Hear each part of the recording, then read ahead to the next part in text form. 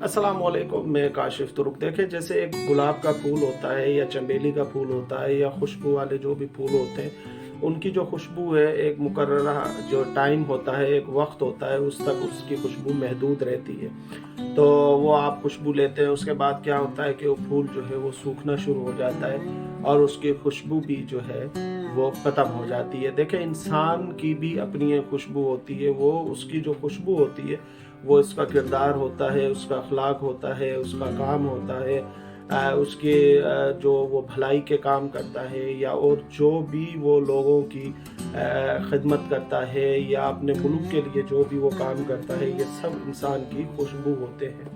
इंसान की खुशबू जो है वो फूल की खुशबू की तरह कभी भी ख़त्म नहीं होती है, क्योंकि देखें, इंसान की जो खुशबू होती है वो उसके साथ भी चलती है और उसके मरने के बाद भी वो खुशबू जो है वो बरकरार रहती है उसके काम के हवाले से। जो उसने वो काम किए होते हैं, जो उसका किरदार होता है, जो उसका अखलाक होता है, वो खुशबू बनकर वो हमेशा दूसरे लोगों को महकाती रहती है और उसकी खुशबू जो है वो दूसरे इंसानों को ये महसूस कराती रहती है कि वो उसने कितने अच्छे काम किए। तो नाज़रीन कराम, अगर आप भी चाहते हैं कि आपकी खुशबू बरकरार रहे, आप अपना किरदार ठीक कीजिए, अपना अखलाक दुरुस्त कीजिए, ऐसे काम कीजिए जो दूसरों के भलाई के हवाले से हों।